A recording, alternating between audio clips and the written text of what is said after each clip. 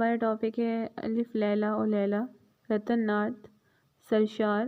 یہ داستان کے پوائنٹ میں دوسرے نمبر پہ آتی ہے داستان، ٹھیک ہے۔ اس داستان میں بہت سے کہانیوں کا ذکر کیا گیا ہے۔ اردو میں 1836 سے لے کر 1946 تک ایسے مختلف مؤلفین نے مرتب اور کئی شاعروں نے اس داستان کو نظم کیا ہے۔ اس میں کل 1048 صفحات اور 1000 کہانیاں ہیں، ٹھیک ہے۔ اس کے رائٹر کا نام رتن ناتھ سرشار ہے۔ ان کی پیدائش 1846 میں ہوئی اور جبکہ وفات ان کی 1902 میں ہوئی۔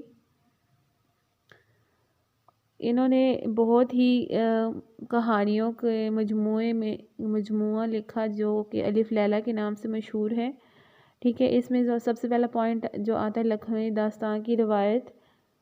لکھنوی داستان گوئی کی روایت اور اس کے اسلوب خاص کے امام رجب علی بیگ سرور ہیں، جنہوں نے داستان گوئی اور رنگینی بیاں کو یوں ہم رشتہ کیا کہ اس کا ایک کا تصور دوسرے کے بغیر ممکن ہی نہیں۔ لیکن سرشار کی الف لیلا بھی ان تمام تکلفات سے خالی نہیں ہے۔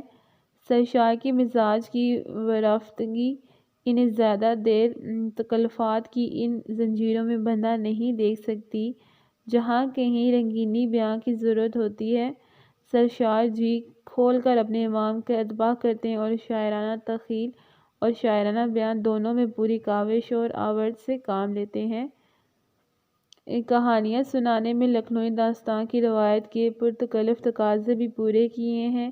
انہوں نے جا بجا جی کھول کر نثر میں شاعری کرنے سے بھی گریز نہیں کیا، ٹھیک ہے۔ الف لیلا کے دوسرے مجموعوں میں سرشار نے الف لیلا میں زیادہ فرق پیدا نہیں کیا، ٹھیک ہے۔ ان کا نیکسٹ پوائنٹ ہے رنگینی اور محاورے کا استعمال، رنگینی اور سادگی کا عنصر۔ محاورے کا استعمال کی پابندی کی گئی ہے، ٹھیک ہے، اور اس میں رنگینی اور سادہ بیان کو اس طرح شعر شکم کرتے ہیں کہ شعر اور نثر کے ڈانڈے مل جائیں۔ بعد میں روزمرہ اور برجستہ اشعار کو اس طرح سموتے ہیں کہ سننے والا پھڑک جائے۔ سرشار کے طرز کی یہ خصوصیت ہے کہ جس طرح فسانہ آزاد اور اسیر کیسار اور کسی حد تک جامع سرشار میں ملتی ہے، اسی طرح الف لیلا میں بھی موجود ہے۔ وہ کہانیاں سناتے وقت بھی اپنی نثر کے مخصوص آداب کی طرف سے غافل نہیں ہوتے اور برصورت ان کے ٹھاٹ باٹ کو قائم رکھتے ہیں۔ نیکسٹ ہے کہانی کا بیان۔ اس پوری داستان میں جو کہانی کا بیان ہوا ہے، بہت سی کہانیوں کا بیان ہوا ہے، میں چند ایک آپ کے سامنے ذکر کروں گی کہ ایک اس کنیز خوش تمیز نے کہ سید مصائب تھی، خواجہ سرا سے کہا کہ لونڈی نے تو کوئی بے ادبی بات تمہاری بیوی کی خدمت میں نہیں کی گئی تھی، مگر سمجھ میں نہیں آتا کہ کس جرم پر یہ سزا دی گئی اور کس گناہ پر مجھ بے گناہ پر عتاب کیا گیا۔ خواجہ سرا نے آہ بھری اور کہا تمہارے حسن و جمال نے یہ سب مصیبتیں ڈھائیں اور یہ آفت تمہاری خوبصورتی کے سبب تم پر آئی ہے۔ نیکسٹ ہے کہانی کی خوبیاں۔ کہانی کی خوبیوں میں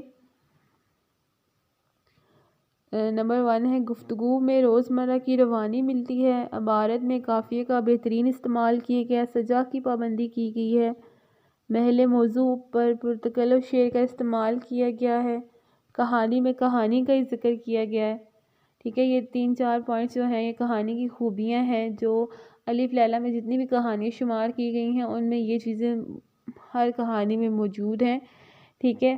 ایک کہانی آپ کو میں سناتی ہوں، چھوٹی سی کہانی ہے کہ ایک بیوی نے اپنے میاں سے بھرے کبابوں کی فرمائش کی جو پوری نہ ہوئی۔ اس نے گھر آ کر جو معقول عذر کیا، حضور اتنا سننا تھا کہ اس کی بیوی اور آگ بگولا ہوگی، اور کہا او نابکار بدبخت بد نصیب، کیوں جھوٹی باتیں بناتا ہے، ذرا نہیں شرماتا، سب چیزیں لایا مگر نہیں لایا تو میری فرمائش کے بھرے کباب۔